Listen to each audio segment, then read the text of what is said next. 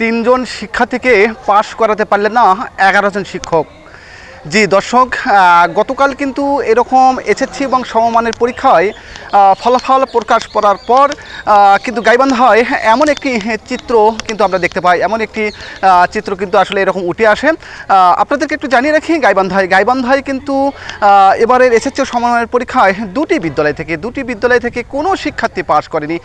তার মধ্যে একটি হলো গাইবান্ধার সাদুল্লাপুর উপজেলার যে উত্তর দামোদরপুর কাজীপাড়া উচ্চ বিদ্যালয় রয়েছে, সেখান থেকে 5 জন শিক্ষার্থী এরকম পরীক্ষা দিয়েছিল, কিন্তু কেউ পাশ করেনি। আমি এই মুহূর্তে যে শিক্ষা প্রতিষ্ঠানটিতে রয়েছি সেটি হলো পলাশবাড়ি উপজেলার যে মনোহরপুর বালিকা বিদ্যালয়, সেই বিদ্যালয়টিতে আমি রয়েছি। এই বিদ্যালয়টিতে কিন্তু 3 জন শিক্ষার্থী পরীক্ষা দিয়েছিল এবারের এসএসসি পরীক্ষা, কিন্তু সবাই আসলে ফেল করেছে। তো স্থানীয়রা যেটি বলছেন, যে একটি ক্ষোভ দেখিয়ে যেটি বলছেন সেটি হলো যে 11 জন শিক্ষক যারা কিনা নিয়মিত যদি পাঠদান করাতো তাহলে কিন্তু এই 3 জন শিক্ষার্থী অনেক ভালো ফলাফল করতো। অর্থাৎ 3 জন শিক্ষার্থী যেহেতু কম শিক্ষার্থী, সেখানে আসলে পড়াশোনা ভালো হওয়ার কথা, কিন্তু তারা আসলে কেন ফেল করলেন এটি খতিয়ে দেখার দাবি জানিয়েছেন ঊর্ধ্বতন কর্তৃপক্ষ, যেন এখানে এসে পরিদর্শন করে যেন সেটি খতিয়ে দেখেন।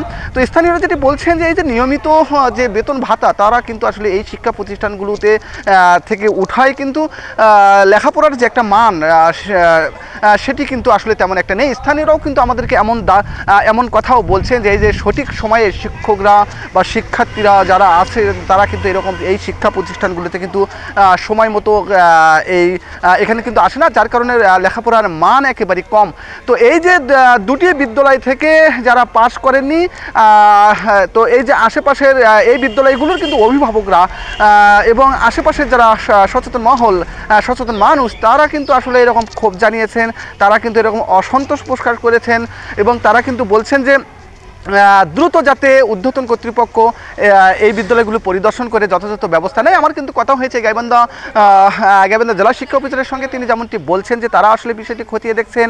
কিছুক্ষণ আগেও আমার সাথে কথা হয়েছে উপজেলা মাধ্যমিক শিক্ষা অফিসারের সঙ্গে, তিনিও যেমনটি বলেছেন যে তারা বিষয়টি আসলে খতিয়ে দেখছেন, এবং কেন আসলে এই শিক্ষা প্রতিষ্ঠানগুলোর ফলাফল এতটা বিপর্যয় হলো সেটি তারা আসলে খতিয়ে দেখছেন।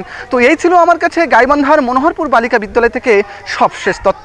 রবিউল ইসলাম, সময়ের কণ্ঠস্বর, গাইবান্ধা।